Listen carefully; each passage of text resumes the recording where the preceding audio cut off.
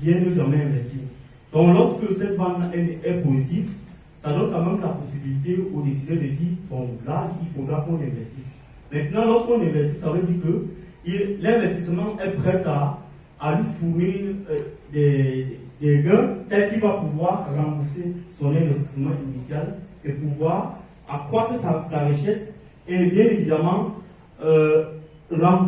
accroître la richesse des actionnaires et des créanciers de ce montant. De même que nous avons le taux de rentabilité interne qui est celui qui annule la vente. Lui, il nous renseigne aussi sur l'opportunité d'investissement de l'entreprise. De même que nous avons le coût annuel équivalent, qui est aussi appelé le coût de possession d'un actif. Pour une entreprise qui utilise plutôt les machines, elle doit pouvoir évaluer ce coût, qui est décrit comme étant le coût qui lui permettra au décideur de savoir si il faut comparer un équipement déjà présent sur le marché et celui qui est présent en entreprise.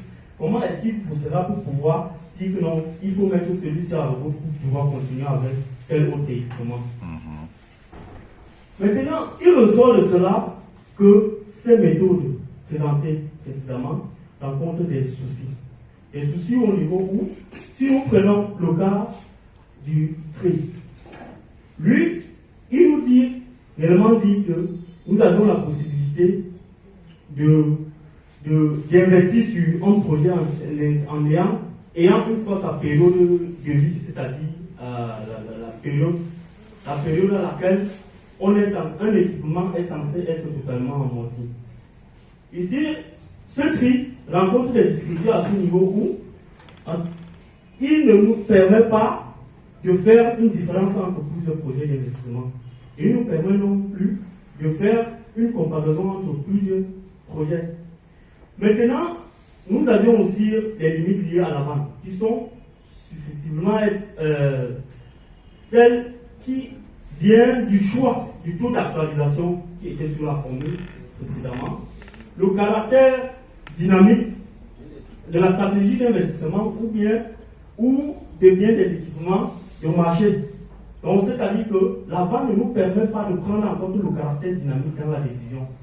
La flexibilité managériale est aussi une fois de plus négligée parce que le manager ne peut pas se décider si investir aujourd'hui ou bien investir, repousser mon investissement ou soit l'annuler, car la vente ne lui permet pas de prendre cette flexibilité managériale-là.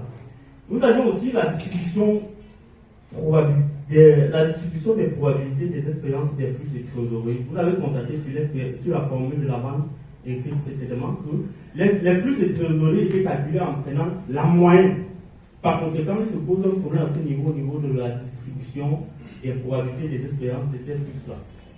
Le calcul suppose que l'échéance des flux futurs est connue d'avance, ce qui n'est pas toujours le cas dans la réalité.